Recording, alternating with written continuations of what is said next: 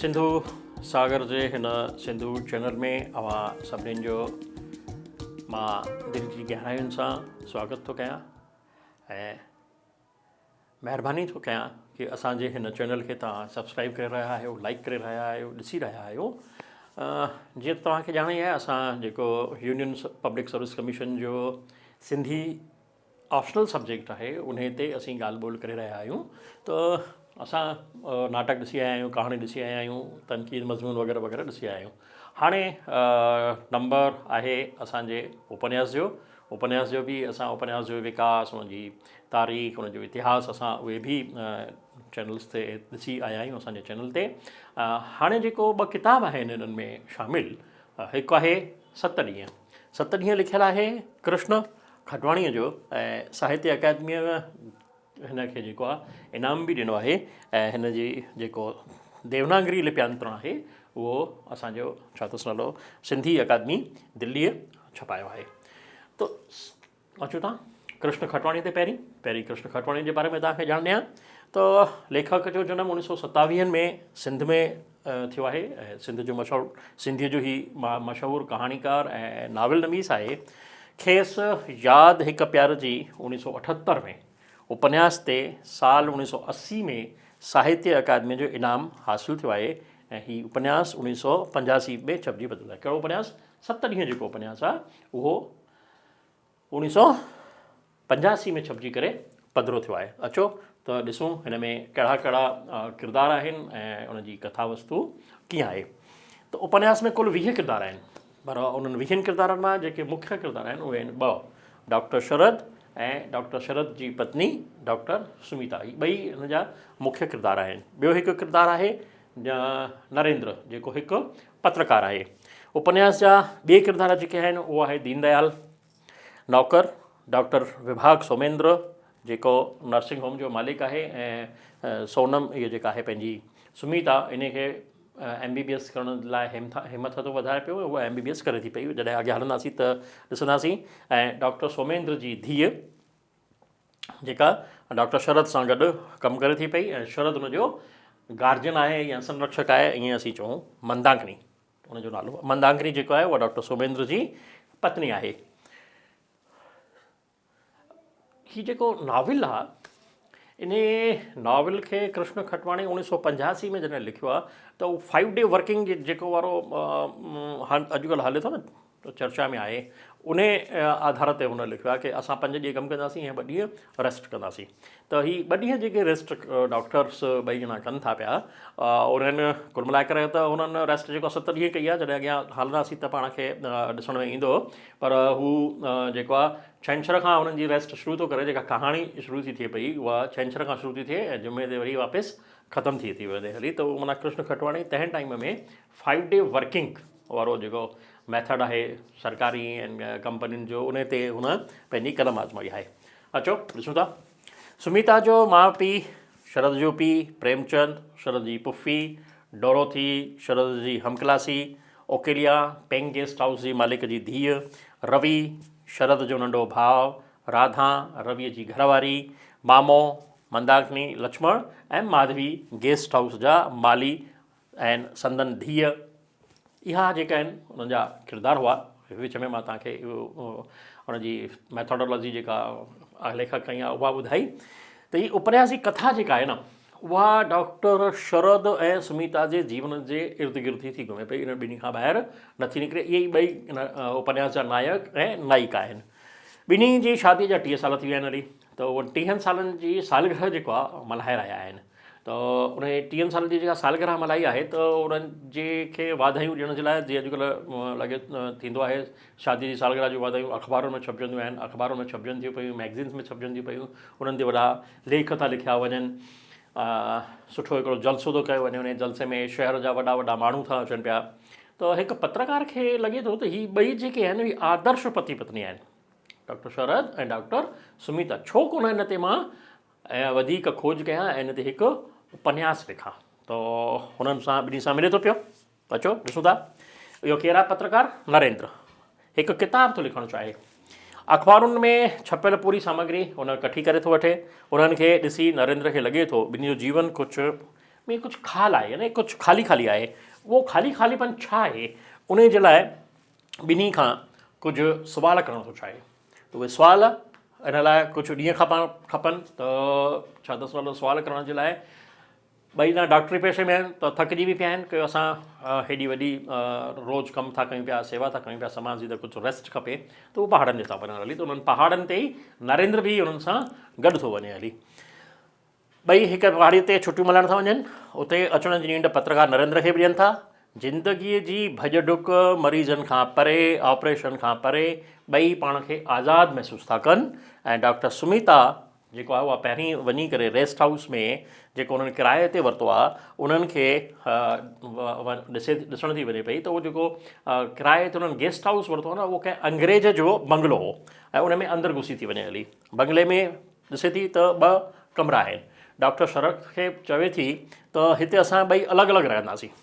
लेखक उपन्यास खे छंछरु वारे ॾींहं खां शुरू कयो आहे ऐं जुमे वारे ॾींहं ते ख़तमु कयो आहे। त इन्हनि 7 ॾींहंनि में ॿिन्ही किरदारनि खे पंहिंजी हयातीअ जा गुज़िरियल ॾींहं यादि था अचनि। हाणे लाइ उन्हनि खे कुझु करिणो ई कोन्हे, न अस्पताल वञिणो आहे, न ऑपरेशन करिणो आहे, न कंहिं मरीज़ खे ॾिसणो आहे, त बिल्कुलु फ़ुर्सत में आहिनि। त फ़ुर्सत में आहिनि, माण्हू जॾहिं फ़ुर्सत में हूंदो आहे त उनखे पंहिंजी गुज़िरियल ज़िंदगी, कुझु नवां नवां वीचार यादि ईंदा आहिनि। त हिननि ॿिन्ही खे बि पंहिंजा पंहिंजा वीचार, पंहिंजा पंहिंजा जेके पुराणा ॾींहं आहिनि उहे यादि था अचनि। त अचो ॾिसूं था उन्हनि ॿिन्ही जी ज़िंदगी कीअं आहे। डॉक्टर मोतीलाल जोतवाणी हिन जो मुहाग लिखियो आहे, उन में छा थो लिखे, पहाड़ी जॻह ते अची अकेलाईअ में आसमान जी खुलियल छत हेठि साफ़ हवा ऐं साफ़ पाणीअ में सुमिता ऐं शरद जी ज़िंदगीअ जे आईने पुठियां वारी चांदी। हाणे ॾिसो, आईनो जॾहिं ॾिसंदा आहियूं न त पुठियां कुझु ॻाढ़ो ॻाढ़ो लॻियलु हूंदो आहे, लेप लॻियलु हूंदो आहे। त उहो लेप छाजो हूंदो आहे, उहो चवे थो चांदीअ जो हूंदो आहे। उहा चांदी ऐं उहो चांदी जो लेप हूंदो आहे, जंहिंजे करे आईनो गिलास जेको उहो आईनो थी वेंदो आहे। माना तव्हांखे पंहिंजो अक्स हुन में ॾिसणु ईंदो आहे। पर गिलास ते त आर पार ॾिसी सघंदा आहियूं। मां हिते बीठो आहियां, मुंहिंजे साम्हूं जेको गिलास आहे त मां हिते ॾिसी सघां थो, हुन पार ते बि ॾिसी सघां थो। त हाणे उन आरसी जेको आहे उनजी चांदी लही वई आहे, उहो हिकु गिलास थी वियो आहे हली, कांच थी वियो आहे हली। छॾी थी वञे हाणे संदन ज़िंदगीअ जो आईनो संदन ज़िंदगीअ जो शीशो थी थो पवे ऐं हाणे हू ॿई उन शीशे जे आर पार पंहिंजे नक खां परे मोकरा मैदान ॾिसी सघनि था। उन्हनि मैदाननि में जुदा जुदा ज़ीअरा जाॻंदा शख़्स पसंदि था। न सिर्फ़ु उहे उन्हनि जुदा जुदा शख़्सनि खे ॾिसनि था, उहे इहो पिणु जांचनि था त उन्हनि शख़्सनि सां संदन कहिड़ो रिश्तो आहे।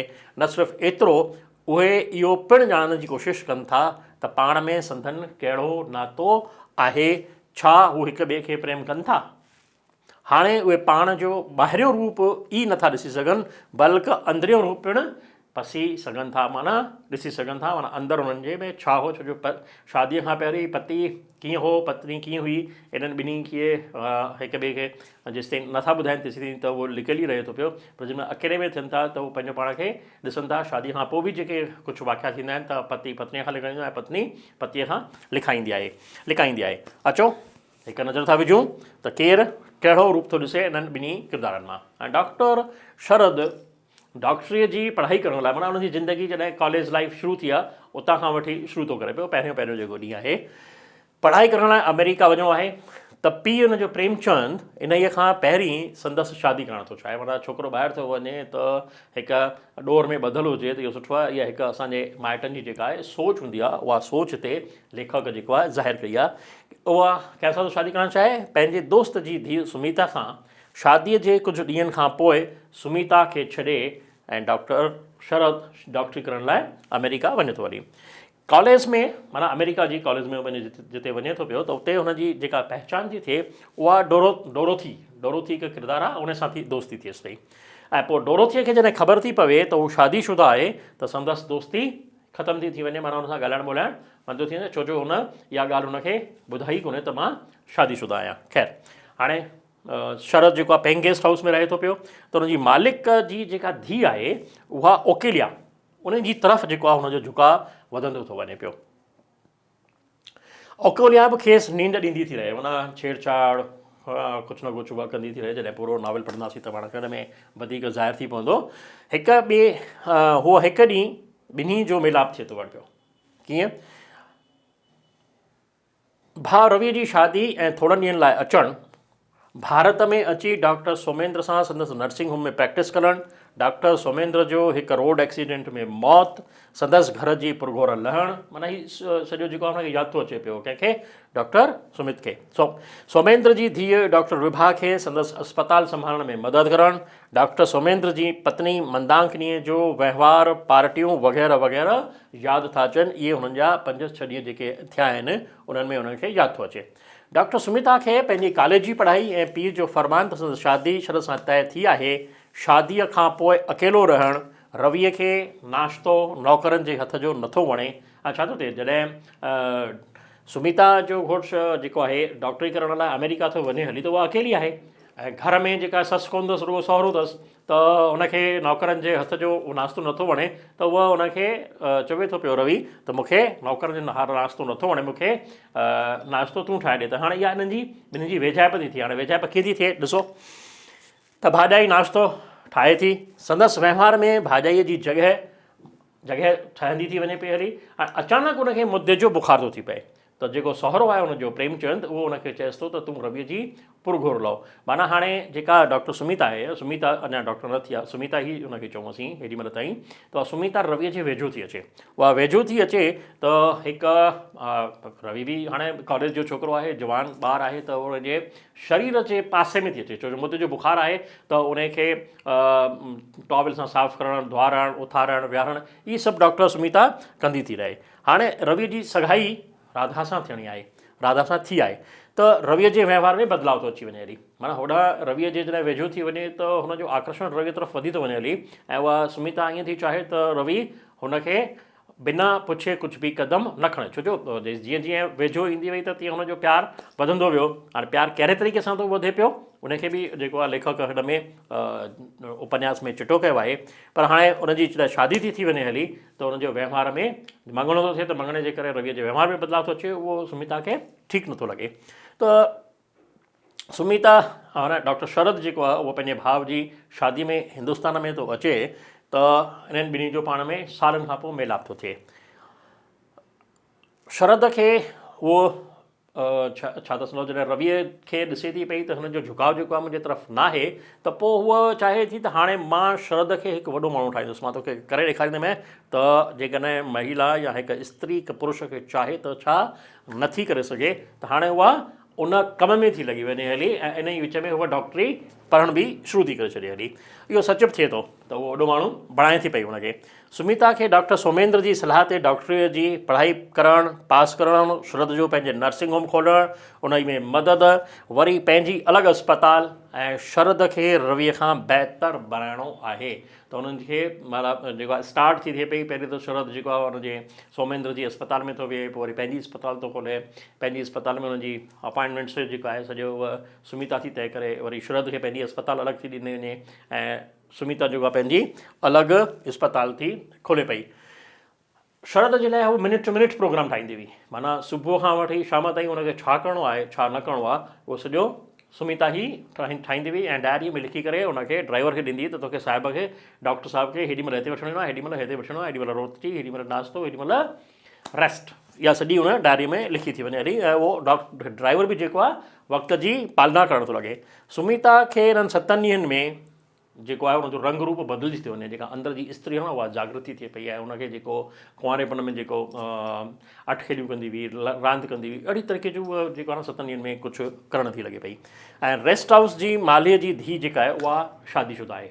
रेस्ट हाउस में जिते रहनि था पिया नौकर चाकर आहिनि हुननि जा, पर हुन सां गॾु हिकिड़ो माली बि आहे, त उहो मालीअ जी धीउ जेका आहे उहा शादीशुदा आहे, पर प्रेम ॿिए कंहिंसां थी करे। माना हुनजी शादी हिक सां थी आहे, पर हुनजो प्रेम जेको आहे उहो ॿिए सां आहे।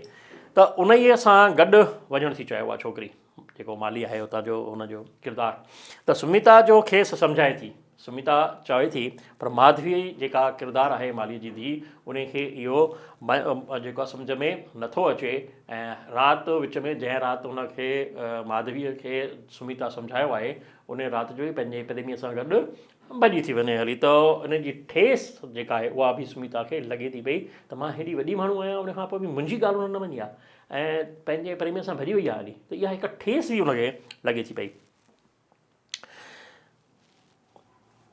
लेखक इन खे हिन रीति छिटियो आहे, कहिड़ी तरह सां, दुख इन करे हुअमि जो मूं हिकु वधीक शिकस्त खाधी हुई कंहिंखां माधवीअ खां काल खां वठी मूं पाण में हीणता महसूसु कई। उहो गुरूर त मां कुझु हुअसि टुटी चुको हो। लॻो होमि वॾे डॉक्टर थियण सां, पैसा कमाइण सां या मशहूरी पाइण सां इंसानु बदिलिजे कोन थो। हू उहो ई रवाजी इंसानु रहे थो, सिर्फ़ु समाज में संदसि हिकु कूड़ो इमेज बणिजे थो जो न सिर्फ़ु ॿियनि खे गुमराह करे थो पर ख़ुदि बि गुमराह थिए थो पियो। माना केॾा चुद ऐं मतिलबु जंहिंखे स्पष्ट वीचार आहिनि लेखक जा, की जेकॾहिं माण्हू वॾो थी वियो हली त हिन लाइ न आहे की तूं ॿियनि जे लाइ बि वॾो थी वियो हली। उहे त तोखे जेको सम्झंदा उहे ई सम्झंदा, तूं जेको आहीं उहो ई आहीं। ईअं ज़रूरी न आहे की जेको तूं ॻाल्हि चई उहो तोखे तुंहिंजी ॻाल्हि समाज मञे। इन ते हिकु वॾी सुठी जेका आहे हीअ पैराग्राफ लेखक ॾिनी आहे। ख़ैरु अचो, 7 ॾींहंनि में ॿई पाण खे सुञाणे था वठनि त शरद इरादो थो करे त नरेन जेको किताबु लिखी रहियो आहे उहो हुन खां वठी छॾिजे ऐं जेके पैसा हू उन मां कमाइण वारो आहे उन्हीअ खे ॾेई छॾिजनि। संदसि वीचार आहे त हिन जहान में कंहिंजी जीवन कथा लिखी नथी सघिजे। हा, कंहिंजे जीवन जे आधार ते नाविल लिखिजी सघजनि था। यानी जीवन कथा लिखणी आहे त उन में यथार्थ ॾियणो पवंदो, उन में यथार्थ जा किरदार हूंदा, उन में जेको आहे कल्पना न हूंदी। पर जेकॾहिं उपन्यास लिखिणो आहे त उन में किरदारनि जा नाला चेंज कबा, पर कंहिंजे जीवन मां कुझु खणी वठिबो। त हा, बराबरि हिन जे जीवन मां ही पोर्शन खयोंसीं ऐं उनखे पाण पंहिंजी कल्पना जी उनाम ॾिनीसीं, किरदारनि खे नवां नाला पारायासीं, ॿियो नओं चोगो ॾिनोसीं ऐं पाण उपन्यास लिखी सघूं था। त उहो ई डॉक्टर जो जेको आहे वीचार आहे। पर पोइ छा थो थिए, ॿिए ॾींहं ते ई इन्हीअ खे बदिलींदे दलील थो ॾिए त नरेन महिनत कई आहे त भली उहो किताबु छपाए, उन मां असांखे को नुक़सानु त थियणो न आहे। ॿई तयारु थी वापसि घरु अची रहिया आहिनि त उपन्यास जूं जेके आख़िरी सिटूं आहिनि उहे था असीं ॾिसूं। पर उन खां पहिरीं मां इहो ॿुधाइणु चाहींदुसि त जॾहिं माण्हू पंहिंजो पाण खे पहचाने थो वञे हली ऐं पंहिंजी पहचान जेका आहे उहा लिकाए थो रखे, ॿियनि खे नथो ॿुधायो त हू अंदर में छा आहे या हुन छा छा कयो आहे सॼे जीवन में, त उहो त लिखियलु ई आहे। जेको साम्हूं आयो आहे, माना जेको समाज जे साम्हूं आयो, ॿिन्ही पति पत्नी जी 30 सालनि जी शादी जी सालगिरह, त उहा ई त हुननि जे साम्हूं आई आहे। या हू हुननि सां गॾु त रहियो कोन्हे। अच्छा, जेकॾहिं गॾु रहियो बि आहे त हुननि जे मन में कहिड़ा वीचार हुआ, हू कहिड़े तरीक़े जो जीवन जी आया आहिनि ऐं कहिड़े तरीक़े सां हुननि जीवा, उन्हनि जी त उनखे ख़बर पवे कोन थी पई। हा, हू ख़ाल जेको आहे उहो ॻोल्हण जी कोशिशि करे जेतिरे क़दुरु सफ़र वञे। पर उहो जेकॾहिं छपिजी करे किताब बि ईंदो त उन सां कंहिं माण्हूअ जे जीवन ते को फ़र्क़ु कोन पवंदो। जेकॾहिं डॉक्टर आहे त डॉक्टर जी हैसियत में सोचूं त उन्हनि जी प्रैक्टिस ते को असरु कोन आहे पवण वारो। माना उन्हनि जी प्रैक्टिस पाण वधणी आहे, छो जो हू आदर्श रूप में पहिरीं ई स्थापित थी चुका आहिनि या छपिजी चुका आहिनि माण्हुनि जे दिलो दिमाग़ ते। त अचो, छा थो करे जेको लेखक आहे हिन उपन्यास खे कीअं थो ख़तमु करे, छो हर हिकु ॾींहं जे हुननि वीचारनि खे हुन ॾिनो आहे ऐं हर हिकु ॾींहुं जेको आहे हुन चिटियो आहे। हर हिकु ॾींहं खे चिटींदे सुमित छा डॉक्टर सुमिता छा थी छो सोचे ऐं शरद छा थो सोचे ऐं उनजी ज़िंदगी कीअं वई आहे, उहो सॼो हुन ॾाढो विस्तार सां हुन में लिखियो आहे। त लिखे थो आख़िरी में, विरांडे में हिकु वॾी आरसी लॻल हुई ऐं उन मथां बत्ती ॿरी रही हुई। असां ॿिन्ही उन आरसीअ ॾांहुं निहारियो। असीं ॿई गॾु बीठा हुआसीं हिक ॿिए जी भर में। आरसीअ में ईअं लॻी रहियो हो त ॼण असांजो लाइफ साइज़ फ़ोटो उत टंगियलु हो, हिकु आदर्शी पति पत्नीअ जो चित्र। माना जेकॾहिं चित्रकार चित्र ठाहे हा त जेको आरसीअ में जेका छवि आई आहे हुननि ॿिन्ही जी, ॿई गॾु बीठा आहिनि, त उन प्रकार सां ई अचे हा। ॿिन्ही जे चहिरे ते जेतिरी बि चइजे की सीरियसनेस आहे उहा हुजे हा, ख़ुशी हुजे हा, जेका बि हुन चित्रकार ॾिठी आहे उन चित्रकार में चित्र में ॾियणु थो चाहे उहा सभु ॾेई सघे थो पियो। ही आरसी जेका आहे उहा उन जो ई रूप ॾेखारे थी पई। उपन्यास जी ॿोली जेका आहे सरस आहे, सिधी आहे, किथे किथे गुफ़्तगू वारे लहज़े में बि आहे न, जेके डायलॉग्स जेके आहिनि हिक ॿिए जा रूप में ॾिना विया आहिनि हली। उपन्यास जो वायुमंडल शहरी ऐं पहाड़ी ज़िंदगीअ जे वेझो आहे। उपन्यासकार हिकु मनोवैज्ञानिक सच पाठकनि जे साम्हूं रखण में कामयाबु वियो आहे त तव्हां ॿियनि जे लाइ आदर्श थी सघो था, पर छा तव्हां पंहिंजी नज़रुनि में बि उन ई आदर्श रूप में आहियो या न।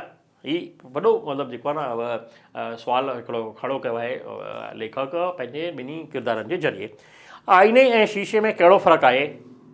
छा असां पाण शीशे वांगुरु आर पार ॾिसी सघूं था?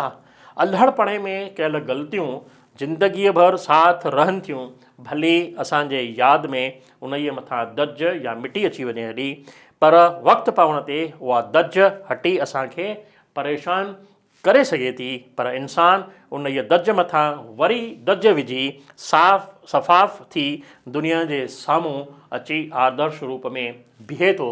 उपन्यास माज़ी ऐं हाल यानी प्रेज़ेंट एंड पास्ट ॿिन्ही में थो हले पियो ऐं लिखियल इन ई रूप में लिखियलु आहे। उपन्यास जा किरदार इन्हीअ में झूलजंदा रहनि था, यानी प्रेज़ेंट एंड पास्ट में हलंदा था रहनि पिया।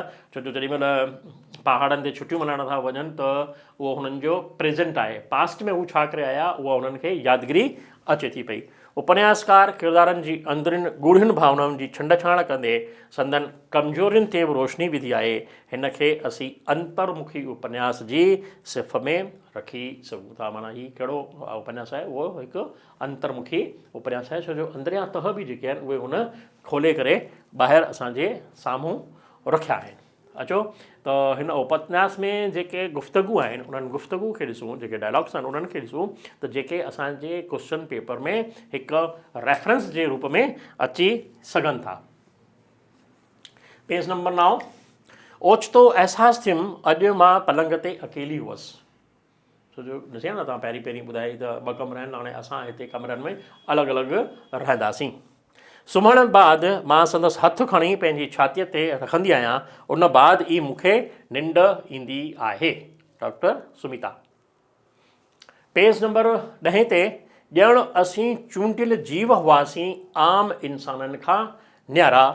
इंसान जूं कमज़ोरियूं ऐं ऊचायूं ॿई संदसि अंदर में लिकियल आहिनि। पेज नंबर 11 ते लिखियलु आहे, साल थी विया आहिनि जो मां कॾहिं कंहिं दुकान ते न चढ़ियो आहियां। माना डॉक्टर सुमित जेको आहे उहो शादी करण खां पोइ जॾहिं हिंदुस्तान में अचे थो ऐं पंहिंजी अलॻि सां अस्पताल थो खोले त डॉक्टर शरद, माफ़ु कजो, डॉक्टर शरद त हुनखे सुमिता जेको आहे डायरीअ ते लिखी ॾींदी त उहो कार में वञी करे उहा हॉस्पिटल ताईं वेंदो ऐं हॉस्पिटल खां ॿाहिरि हूंदो, बाक़ी जेको कमु कंदी उहा सुमिता कंदी हुई, शरद कुझु बि कान कंदो हो। हुते जॾहिं चांहि थो पीए त हुनखे अहसासु थो थिए त दुकानदार खे चांहि पीअण खां पोइ पैसा बि ॾियणा पवंदा आहिनि। अचो, दास्ताननि में पियल मुंहिंजूं आङिरियूं ईअं हलंदियूं आहिनि ॼण मां कुझु सिरजे रहियो आहियां। भीड़ में लॻंदो अथमि मुंहिंजे पेरनि हेठां ज़मीन न आहे, भॼी किथे लिकणु चाहींदो आहियां, पर तॾहिं बि विश्वास करणु लॻो आहियां त शायदि मूं में देवता जा कुझु गुण आहिनि, तॾहिं त माण्हू मूंखे देवता स्वरूप सम्झणु लॻा आहिनि। ही हिनजो शरद जो हिकिड़ो वीचार आहे जेको हिते मां चिटियो आहे। पेज नंबर 13 ते अॻे ज़माने में ऋषि कीअं सालनि जा साल अकेला पहाड़नि ते तपस्या कंदा हुआ। हू कुझु न कंदा हुआ, हू पंहिंजो पाण सां वढ़ंदा हुआ। मूंखे रस्तनि जी ॼाण न आहे, मंज़िल जी ख़बर न अथमि। जॾहिं बि ड्राइवर वठी वेंदो हलियो वेंदुसि, ऐं अज़ब त ड्राइवर खे बि सिर्फ़ु हिकु रस्ते जी ॼाण आहे।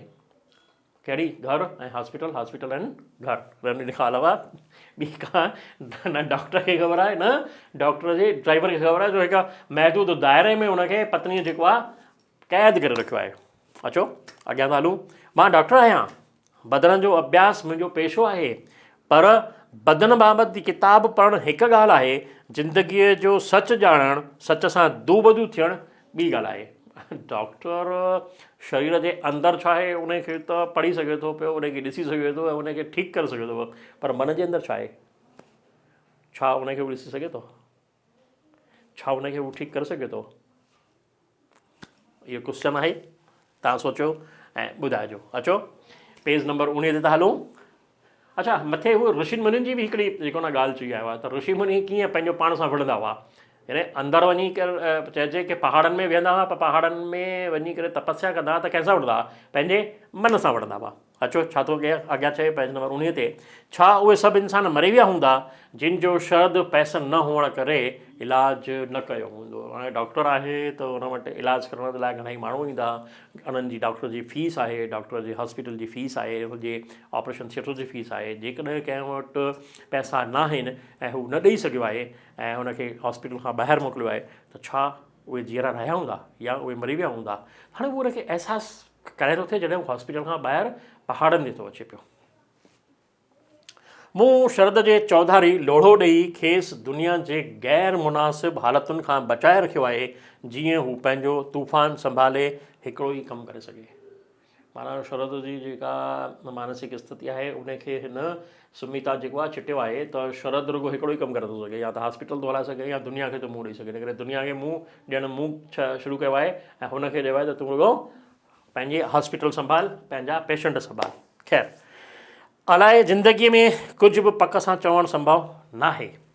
पेज 26, ऊंदहि में दरिया वटि वञी बीहंदो आहियां ऐं दूर दूर कुझु ॻोल्हण जी कोशिशि कंदो आहियां। ही डॉक्टर शरद जा वीचार आहिनि पंहिंजी पत्नी सां संभोग करण खां पोइ जा। अचो पेज नंबर 28 ते, इंसान समाज इन करे जोड़ियो जीअं हू सच जे सिज खे लिकाए चंड जी कूड़ी रोशनीअ में जी सघे। मार्वलस, शानदार जेको आहे न गुफ़्तगू आहे किरदारनि जो। पेज 35 ते चए थो, ॾींहं बिना आवाज़ ईंदा आहिनि, बिना आवाज़ वेंदा आहिनि, भुण भुण बि कोन कंदा आहिनि त मां आयो आहियां ऐं मां वञा थो। जेके ज़िंदगी में ॾींहं ईंदा आहिनि, जेके वाक़िया थींदा आहिनि, जेके घटनाऊं थींदियूं आहिनि, सुख दुख, उहे बिना आवाज़ जे ईंदा आहिनि ऐं बिना आवाज़ जे वेंदा आहिनि हली। पेज 37, हर हिकु इंसानु ॿिए इंसान खां न्यारो आहे ऐं ईअं न्यारो थी जीअण में को ॾोह कोन्हे। माना अलॻि, सभिनी जी पंहिंजी पंहिंजी शख़्सियत आहे, पंहिंजा पंहिंजा वीचार आहिनि, पंहिंजो पंहिंजो तरीक़ो आहे रहण जो, जीअण जो अलॻि आहे। इन करे हू अलॻि रहे भली। संदसि अंदर में के लिकल ताक़तूं हूंदियूं आहिनि जे खेसि छिके वेंदियूं आहिनि। इंसानु पंहिंजो मालिक पाण न आहे, इंसानु पंहिंजो पाण मालिक छो कोन आहे? हालतुनि खे बदिलण जी इच्छा आहे छा इंसान में, या इंसानु उन्हनि हालतुनि खे बदिले सघे थो, उन्हनि जो मालिक छो कोन थो बणिजी सघे? उन ते हिकु प्रश्न आहे। पेज 41 ते, जंहिंखे दुनिया देवता सम्झी रही आहे उहो केतिरो न किरियल ऐं ख़ुदिगर्ज़ आहे। हीअ जॾहिं पंहिंजी ज़िंदगीअ जा जेको आहे माज़ी थो ॾिसे पियो डॉक्टर, त उन ते हुनजा वीचार आहिनि। पेज 49, जंहिंसां मुंहिंजो संबंध अहिड़ो आहे जहिड़ो बाग़ ऐं हिकु गुल जो ॿिए गुल सां हूंदो आहे। पेज 52, मूंखे अजब लॻंदो आहे त ज़हरीअ तरह शांत छोकिरे अंदरि केॾा तूफ़ान आहिनि। ऐं पेज 57 ते छा थो लिखे, असांजा समाज ॾांहुं पंहिंजे मिटनि माइटनि ॾांहुं फ़र्ज़ आहिनि। जेकॾहिं हर को इंसानु पंहिंजे स्वार्थ लाइ जीए त हिन दुनिया में कोलाहल अची वेंदो, हीअ दुनिया जीअण लाइक़ु न रहंदी, या पंहिंजी अंदरी लिकल सूजी हूंदी आहे जा इंसान खे कुझु बणाईंदी आहे। पेज 63, तुंहिंजी धीअ सियाणी आहे ऐं हिमथ वारी आहे, उहा हालतुनि खे संभाले वठंदी, तूं का चिंता न कर। हीअ मालीअ जी धीअ जेका आहे प्रेम थी करे ॿिए सां, त उन वक़्तु हीअ सम्झाणी आहे। हीअ प्रेम छा थींदो आहे? शादी ऐं प्रेम में कहिड़ो संबंध आहे? हिकु वॾो प्रश्न आहे। तो छा असीं कंहिंसां प्रेम कयूं था त उन सां शादी करणु ज़रूरी आहे? वॾो क्वेश्चन आहे। शादी माना छा रुॻो शारीरिक संबंध स्थापित करणु? प्रेम ॿियो कुझु नथो थी सघे हा? प्रेम खां, शादीअ खां अलावा बि त प्रेम थी सघे थो। असां हिकु छोकिरे सां, असां जेकॾहिं को छोकिरो या को छोकिरी कंहिंसां प्रेम करे थी त उहो हिकिड़ो ई हूंदो न? हिकिड़ो हूंदो छा प्रेम करण वारो? न, प्रेम त घणनि सां थी सघे थो, पर शादी हिक सां थी थी सघे। त छा जंहिंखे असीं प्रेम कयूं था पिया उन सां शादी करे सघूं था छा, या उन सां शारीरिक संबंध स्थापित कंदासीं छा? हिकु वॾो सुवालु आहे इहो, प्रेम ऐं हवस जो, प्रेम ऐं शादीअ जो। अचो पेज 66, हर इंसान खे कंहिं घर जी ज़रूरत आहे। इंसानु ॾाढो ज़ईफ़ आहे। कंहिं भेरा हीअ दुनिया खेसि मारण खां अॻु ज़ख़्मी बि कंदी आहे। उन वेल खेसि आशाइश लाइ का कुंड खपे। पेज 72, मां पलंग ते लेटी छत ॾांहुं निहारणु लॻियसि। कूड़ केतिरो सुहिणो आहे ऐं सच केतिरो भयानक। ऐं पेज 74, हिन ॿाहिरीं दुनिया खे पंहिंजा क़ाइदा आहिनि, उन्हनि क़ाइदनि कानूननि जो बि पालण करिणो थो पवे हिन दुनिया में जीअण जे लाइ। ही हो असांजो किताबु उपन्यास कृष्ण खटवाणीअ जो 7 ॾींहं। ऐं अॻियां हलंदासीं, जॾहिं ॿिए दफ़े मिलंदासीं त मां पाण सां गॾु खणी ईंदुसि पखीड़ा वलड़ खां बिछड़िया गोविंद मालीअ जो उपन्यास। तव्हांखे हीउ उपन्यास कीअं लॻो कि तव्हांखे वीडियो कीअं लॻो, पंहिंजा वीचार असांखे मोकिलींदा। जेकर तव्हांखे सुठो लॻे त हिनखे पंहिंजनि दोस्तनि, पंहिंजनि यारनि, पंहिंजनि साहेड़ियुनि, पंहिंजनि सदुनि, पंहिंजनि मिटनि ऐं माइटनि ताईं पहुचाइण जी जेको आहे मां तव्हांखे वेनिती कंदुसि। तव्हां जेको प्यारु हिन चैनल खे ॾेई रहिया आहियो, उन प्यार जे लाइ मां तव्हां सभिनीनि जो शुक्रगुज़ार आहियां। जय भारत, जय हिंद।